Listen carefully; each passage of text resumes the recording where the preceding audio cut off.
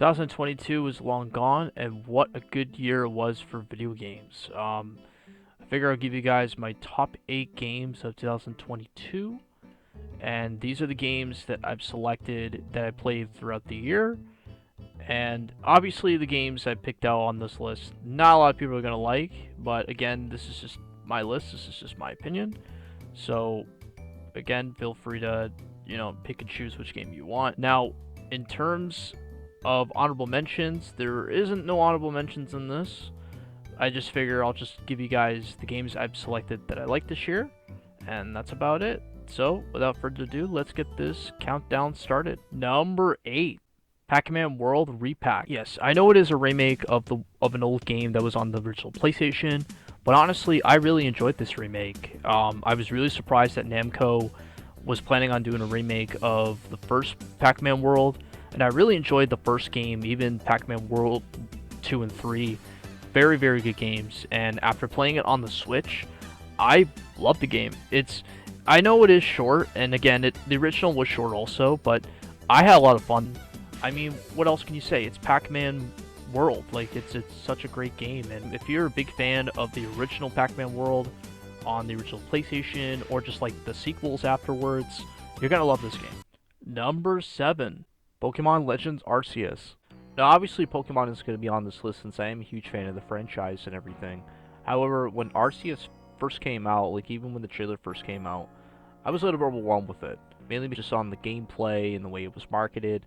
It just seemed like it was going to be a completely different game than the other main entries.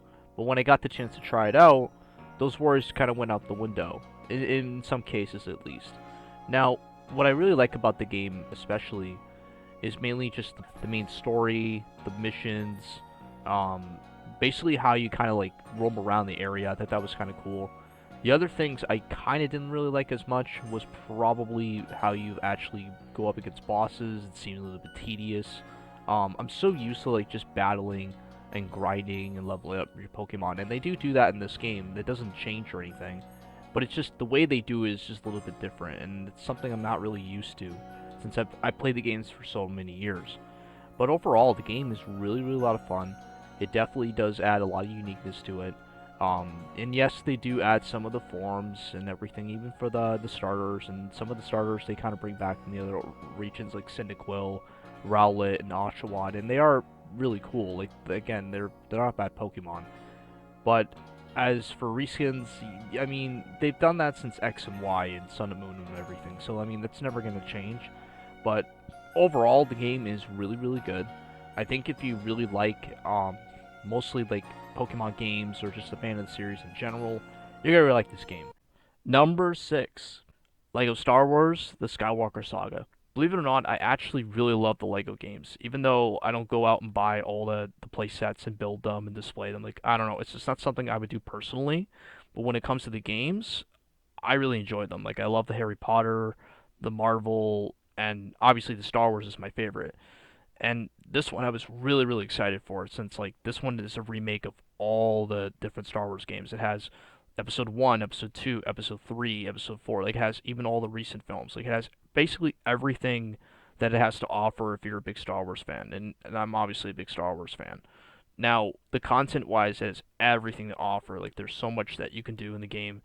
They added a first-person shooter element to it, which is really nice.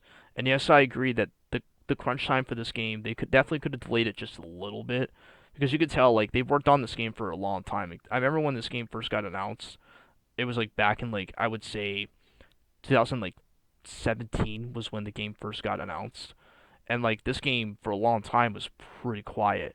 So when the game finally came out, that's when news articles came out that it was delayed and they had to come out with it because it was under crunch time. So yeah, I understand that they definitely could have been more than what it was, but overall, like based on performance wise, it's pretty solid. Like, I would say it's probably one of the better Lego games I've played in a long time, but it's a pretty solid game. I mean, if you love all the Star Wars games, I think you're gonna really like it. It definitely has, like I said, everything to offer in terms of gameplay, and they did add like a first-person shooter element. The only thing I didn't really like as much is they could have added more platforming, because the platforming in the originals was so much fun, because some characters had like double jumps and you can go as high as you can.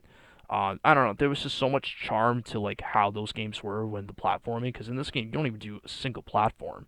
You basically had to be like grounded, and you have to basically go from like a first person element, which I love the first person element. Don't get me wrong, it's fantastic, and it does add a new element to it. But the platforming I think could have been better if they just added it in there, because it was so much better than the originals. But overall, I definitely recommend it if you're a big Star Wars fan or a Lego fan. I think you'll like it. It's definitely worth the purchase for sure. Number 5, Kirby and the Forgotten Land. 2022 marked the 30th anniversary of the Kirby franchise, and Nintendo definitely took advantage of it with this game being on the Switch. I honestly love the Kirby games. I love the games since they were on every single console, but I really got into it more with the 3DS games, and playing Star Allies on the Switch. I honestly think it wasn't as good as this game since I loved that game too, but Forgotten Land I think was way better in terms of content and just more than what it was. And it definitely was different than a lot of the other Kirby games. Like what I really love about this game especially is like Kirby can actually swallow cars, and you can like become a card. You can actually like he can do like different objects and stuff, which is really cool because I mean it's Kirby. I mean like what do you expect? I mean Kirby's obviously going to do different things. And they do definitely take advantage of that. Like there's a lot of different stuff I like about it. Now, obviously, the game is short, and every single Kirby game is usually pretty short. Even like Star Allies, which I know that was one of the biggest complaints back when that game came out, that it was really short, and they definitely could have added more content to it since there was no DLC and anything. I have a feeling it was like that, but honestly, this game was 100 times better because the open world element was kind of reminded me a lot of like how Mario Odyssey was, where like the game like definitely took advantage of like the open world element, and this game definitely felt that way. It was kind of like Kirby meets Mario Odyssey, but it was done in a better way than like the previous titles did. So honestly, I love the game. It's definitely a game that I spent a lot of time with, and yes, it was short, like I mentioned, but if you take away the shortness of the game, it's a lot of fun. Number 4, Mario Strikers Battle League. This is quite a shocker for everyone, but I actually really like Mario Strikers Battle League. I know people don't like the game, and that's fine. I like the game, and that's why it's on this list. I think ever since Nintendo announced a new Mario Golf and a new Mario Tennis, I've actually kept saying for years that they need to be making another Mario Strikers. And after finally announcing they're doing a new game, I was really excited. Like, I love the one on the GameCube. I love the one on Wii. I prefer the GameCube one over the Wii, mainly because the characters are playable and they're fun to play. The tournament matches are fun. Like, the game is just overall a really good game. The Wii game, however, is fun, but it can be extremely difficult, even with the tournament matches. Like, they're just, I don't even want to think about it.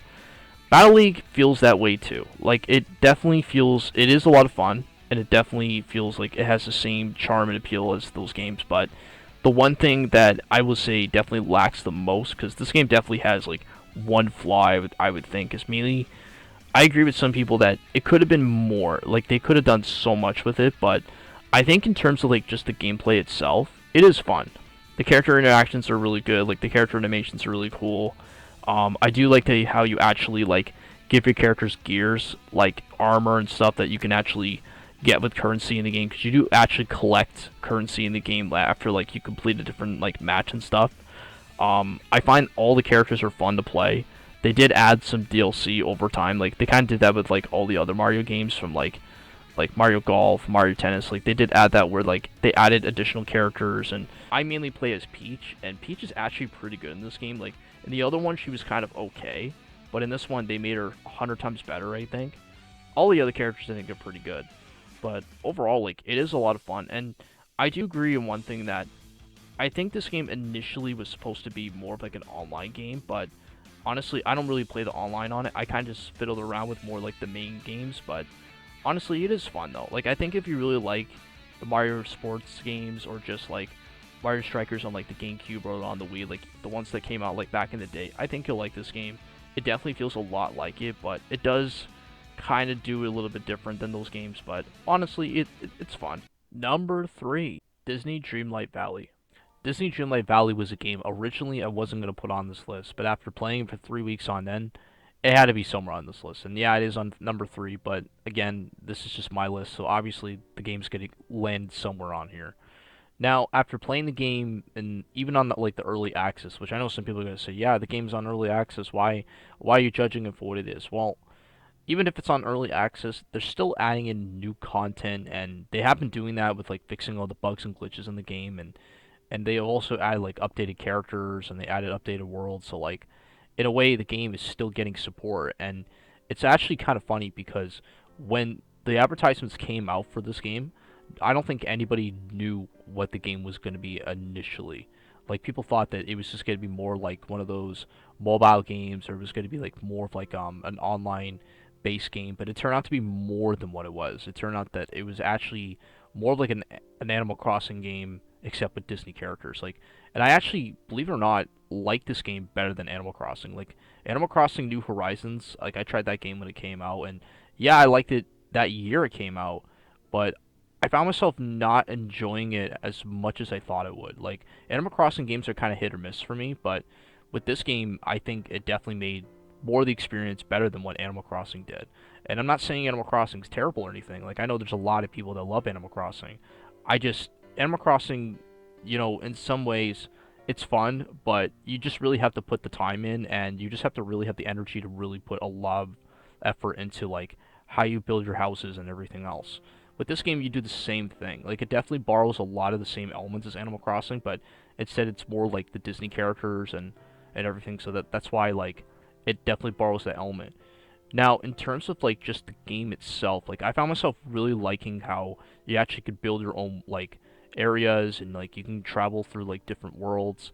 Like I found myself really liking the Toy Story world, and I like the Ratatouille world, and mainly just the Pixar ones. And like I again, like this game just has like everything. Like even if you're like a big Disney fan, like I'm a big Disney fan myself, and Disney games haven't really, like Disney itself hasn't really had a lot of good games in like a long time. Like besides Kingdom Hearts, and I love Kingdom Hearts, but honestly, in terms of just everything as a whole, the game is just fun. Like I think if you really are going to spend a lot of time on it, because there is a lot of time and there is a lot of like gameplay and effort that you got to put in this, because again, you have to build worlds, you get to basically fish, you get to build houses, you get to like go into different realms and help all the Disney worlds. Like it's there's just a lot there. So honestly, I think if you're a big Disney fan and you just happen to really like games like Animal Crossing, where you do that kind of stuff, I think this game definitely will suit. Number two, Pokemon Scarlet and Violet.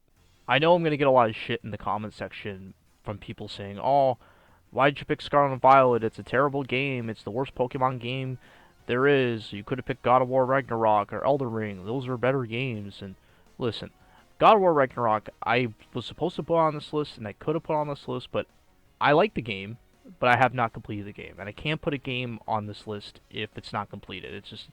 It's one of my rules. I'm not gonna put it on there.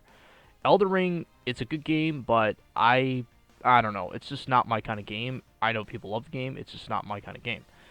Scarlet and Violet, though, I agree with people that yeah, the game, obviously, Game Freaking Pokemon Company, they could have actually put more time into it if they just actually worked on the game properly and added the bugs and glitches before the game came out. I agree with that. Like, yes, they could have done more with it. But honestly, for what it is, I like the game. Like, I like Scarlet and Violet. Like, Scarlet and Violet, to be honest with you, I had more fun with it than I did with Sword and Shield. And Sword and Shield, the game was good, but the open world aesthetic that they were trying to, like, use in that game, I think could have been a little bit better. Like, obviously, there's only certain areas that you could use in open world, like, in that game. In this one, they really took advantage of that. Like, in this game, you basically go on your own pace. Like, you can go to, like, one desert area and catch as many Pokemon as you want. You can go to, like, one forest area or one ice area. You can catch as much Pokemon as you want. And you don't even have to, like, pick which category of, like, gyms in order. Like, you could just go to, like, whatever suits you. And that's kind of what I like about it. Even though in, like I mentioned with Arceus, like, I'm so used to, like, just going to, like, just one specific area and just, like, battling and grinding and stuff. And yes, it is one of the main games, and that's kind of what I'm very used to and very comfortable with. But honestly, it's just, the game itself has a lot of content for basically how, like, Game Freak kind of gave us. And I will say that, like, they did add more Pokemon than they did with, like, Sword and Shield. Because Sword and Shield, people didn't like it, and I honestly agree with them that they could have put the National Pokedex in there, like all the ones that we had from all the previous regions, instead of like just cutting in half and adding in just Charizard as one of the only starters from like the previous ones. and then just adding in the rest of them and like in the DLC pack like that, I didn't understand. I kind of agree, like that's ridiculous. But overall, the game is a lot of fun. They do add obviously this new crystallized form, and they give like the Pokemon new types, and that okay is cool. And yeah, they could have done a little bit more, but honestly, just the whole raid system of it, I thought was better than Sword and Shield. Like it was a lot better because like they actually gave you more. But other than that, the game is fun. I found myself really liking the story, and I do like some of the different challenges and missions and what you gain as you progress and stuff, and how you kind of like utilize the open world. But it's good. I honestly really like it. And again, like I know people don't like the game. That's completely fine. But obviously people are gonna think I'm a Pokemon shill for liking this game.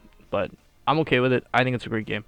And my number one favorite game of 2022 is Ninja Turtles Shredder's Revenge. That's right, Shredder's Revenge is my favorite game of 2022. I just love the shit out of this game. Like, ever since the day it first got announced to the day I actually got to try it, I just really love this game. I got to play on Xbox Game Pass, and then after loving it, I said, you know, I'm going to get the physical edition of this game, and I finally got the digital copy of the game.